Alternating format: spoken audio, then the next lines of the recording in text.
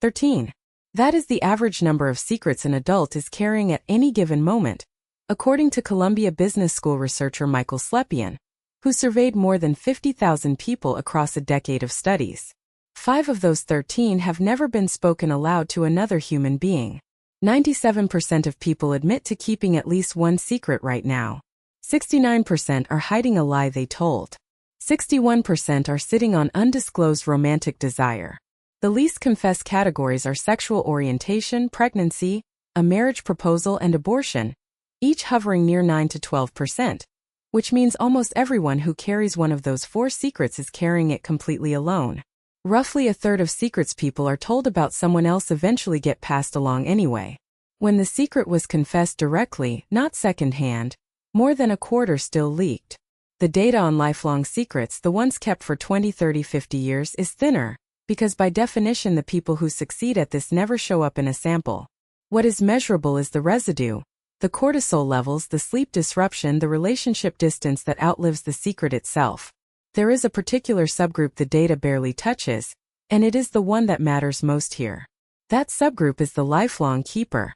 What separates the person who tells their secret in year 3 from the person who takes it to the grave is not, as the folk theory goes, willpower.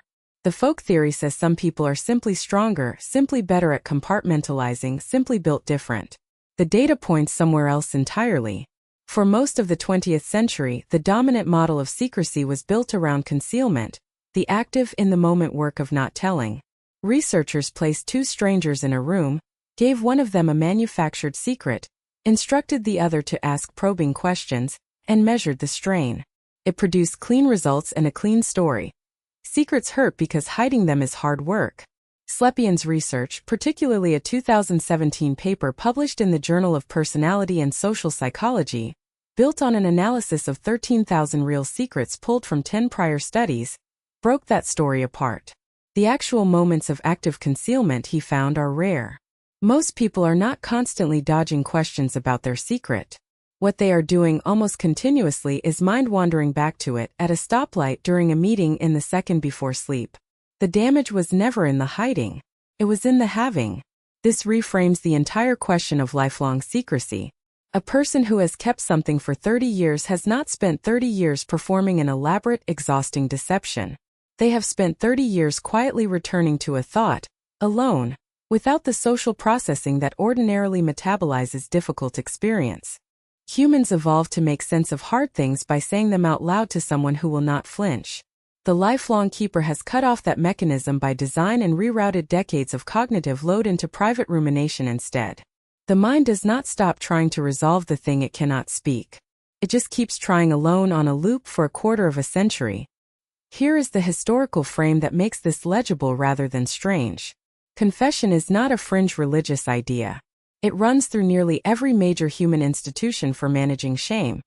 The Catholic sacrament of reconciliation, formalized in the 13th century specifically because the alternative, private, unconfessed guilt, was understood even then as a threat to the stability of the person carrying it. 12-step programs built an entire 5th step around the same instinct 800 years later, independently for entirely secular reasons, because the people running those rooms watched unspoken shame metastasize into relapse. Truth and reconciliation processes, from South Africa in the 1990s to more recent restorative justice models, are built on the empirical observation that societies, like individuals, do not heal from harm they are not permitted to name. None of these institutions had access to cortisol assays or longitudinal well-being data. They built the same architecture anyway, repeatedly, across cultures that never spoke to each other, because the underlying psychological pressure is not culturally specific. It is structural. The lifelong secret keeper is opting out of a release valve that nearly every human system, sacred and secular, eventually reinvented for the same reason. If you want to understand why some secrets get released and others get buried for life, subscribe, because the mechanism behind that split is where this gets genuinely strange. So why does anyone make it to year 30? The honest answer complicates the moral story people like to tell about secrecy. It is not always shame driving the silence. Slepian's taxonomy of 38 common secret categories sorts them into 3 families: moral secrets, which a person fears will get them judged or will hurt someone else; relational secrets, which threaten a specific bond; and ambition secrets, tied to career or financial standing. Lifelong secrets cluster overwhelmingly in the first two categories, and the duration is not proof of guilt. It is frequently proof of an accurate cost-benefit calculation made once, early, and never revisited. A person who concealed a sexual orientation in 1974 was not weak-willed. They were responding correctly to an environment where disclosure carried a real risk of job loss, custody loss, or violence. The secret outlived the threat because the decision-making architecture around it never got updated. This is the complication that the simple secrets are unhealthy, confess them framing leaves out, and it deserves to be taken seriously rather than waved past. For a meaningful number of lifelong keepers, the secret was once the rational choice, and what calcified afterward was not cowardice. It was a decision nobody ever gave them a safe occasion to reconsider. But the counterargument to the counterargument is just as real. Anita Kelly, a psychologist who has studied secrecy and disclosure for decades, has found that the well-being cost of concealment does not reliably decay just because the external threat does. The body does not automatically recalibrate when the world becomes safer. A person can hold a secret past the point where the danger that justified it has disappeared, and the holding itself becomes the new source of harm, independent of whatever risk first required it. So the lifelong keeper is not one type of person making one type of mistake. They are, more often, two different timelines stacked on top of each other. A defensible original decision, and an undefended decades-long inertia that the original decision never accounted for. Both things are true at once, and neither cancels the other out. What does the carrying actually do to a person physiologically and socially across that kind of timeline? Slepian's earlier experimental work, published with collaborators Masacampo and Ambity in the Journal of Experimental Psychology, General, found that people instructed to think about an unconfessed secret judged hills as steeper and distances as farther than people who were not. The metaphor of secrecy as a weight is not just linguistic. It shows up in how the body literally estimates physical effort. Extend that effect across a lifetime rather than a lab session and the implication is not subtle. A 50-year-old who has carried something since their 20s has been making thousands of small physical and cognitive judgments under a slightly heavier internal load than the person next to them every day for 30 years, without the person next to them ever knowing the comparison was happening. The social cost compounds separately from the physical one. A secret does not just sit inside a person. It sits between that person and everyone who loves them, quietly distorting the relationship's resolution. Spouses report sensing distance they cannot name. Adult children describe a parent who is present but somehow not fully reachable, and they often spend years privately blaming themselves for that distance rather than correctly attributing it to something they were never shown. This is the part the data cannot easily capture, because it requires interviewing the people around the secret keeper, not the keeper themselves, and that population is even harder to sample than the keepers are. Here is the editorial observation: the one moment this script steps outside the data. Somewhere right now, a person is being quietly blamed by their own family for an emotional distance whose actual cause that family will never be told. Back to the mechanism. If concealment itself isn't the primary driver of harm, what is the actual cost being paid structurally year over year? Slepian's more recent theoretical model, published in Psychological Review, proposes that the harm of secrecy operates less like a single injury and more like a sustained tax on a specific cognitive resource. The same attentional and self-regulatory bandwidth a person draws on for everything else in their life. Mind-wandering to an unresolved secret isn't free. It is borrowed attention, paid for out of whatever a person would otherwise be using to be present with a spouse, sharp at work, or simply at ease in an ordinary Tuesday. Multiply that borrowing by 10,000 days and the deficit is not dramatic in any single instance. It is just steadily, invisibly compounding, the way a small daily expense becomes a significant sum only when someone finally adds up 30 years of receipts. There is a more recent and genuinely counterintuitive finding worth sitting with before this goes any further, because it complicates the entire confession heals narrative that the rest of this script might otherwise seem to be building toward. A 2024 study involving Slepian found that not all secrets are corrosive to hold. Good news secrets, a pregnancy not yet announced, a promotion not yet shared, a surprise being planned, actually made people feel energized rather than burdened, particularly when the silence was chosen in service of a future reveal rather than imposed by shame. The body apparently can tell the difference between a secret it is hiding from and a secret it is saving for someone.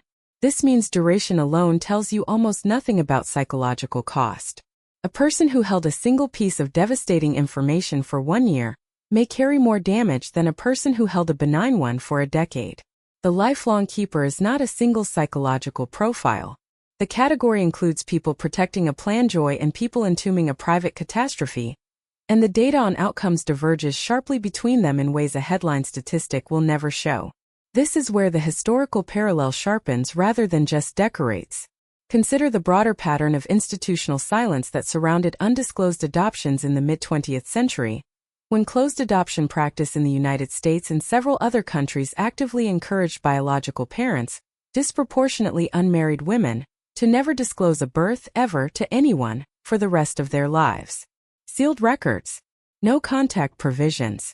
State-sanctioned, institutionally reinforced lifelong secrecy applied to hundreds of thousands of people simultaneously. When adoption rights advocacy in the 1980s and 1990s eventually unsealed many of those records, researchers got something rare. A natural experiment in what happens when an entire cohort of lifelong secret keepers is given a structural opportunity to disclose decades after the fact. The reunions were not uniformly cathartic. Some were healing. Some reopened wounds that silence had at least partially numbed. The uniform finding across both outcomes was that almost nobody who disclosed described the secret as having simply evaporated under decades of practice at holding it. The weight had not gotten lighter with time. It had only gotten more familiar. That familiarity is probably the actual mechanism behind how anyone manages to keep something for an entire adult lifetime, and it is less impressive than the mythology around secrecy suggests. People do not get better at secrecy.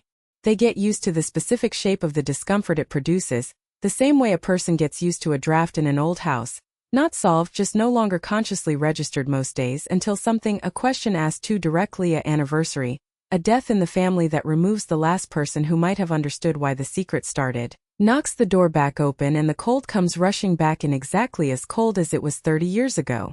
If any of this is making you think about a specific person in your own life whose distance suddenly makes more sense, that reaction is the entire point of putting the data first. Subscribe if you want the next one to do the same thing to a different topic. What does the research say about what finally breaks a multi-decade secret, when it breaks at all? The pattern that recurs across case literature and disclosure studies is not a sudden burst of courage. It is almost always an external structural change that makes the original cost-benefit calculation obsolete. A parent's death removing the audience the secret was protecting. A diagnosis introducing a deadline that makes permanent silence suddenly feel like the worst option. A child reaching an age where the secret keeper decides the risk of them finding out accidentally now outweighs the risk of telling them directly. Disclosure, in other words, is rarely an act of healing initiated from the inside. It is usually a forced recalculation triggered from the outside, arriving decades after the internal cost-benefit math should have been updated and almost never was. And here is the genuinely unresolved part. The place this script will not pretend to land cleanly because the evidence does not support landing cleanly. Slepian's research is unambiguous that disclosure, on average, correlates with improved well-being, stronger relational trust, and reduced rumination. But on average buries the cases where disclosure detonated a marriage, ended a career, or handed a family a grief they had no framework to process. The data on lifelong secrets specifically, not the 13-secret average but the true multi-decade outliers, is thin precisely because the population that succeeds at total permanent concealment is, almost by definition, never measured. Every study of disclosure samples people who eventually disclosed. Nobody has found a clean way to study the people who took it to the grave, because the grave does not return surveys. What the field actually has is a strong picture of partial secrecy and a structural blind spot around its most extreme form. That gap is not a failure of the researchers. It may be a permanent feature of the question itself. What remains, then, is not a tidy conclusion but a genuinely open one. The 13 secrets the average person carries right now are statistically the ordinary furniture of adult life, survivable, mostly metabolized, rarely fatal to a relationship. The handful of people who carry one specific thing for 50 years are running an experiment on themselves that no ethics board would approve and no researcher can fully observe from the outside, with a sample size of 1 and a result that, for most of them, nobody will ever read. The next video covers what happens on the other side of that experiment, the people who finally said the thing decades later, and what the data shows about whether it was worth it. If you want more videos like this, subscribe.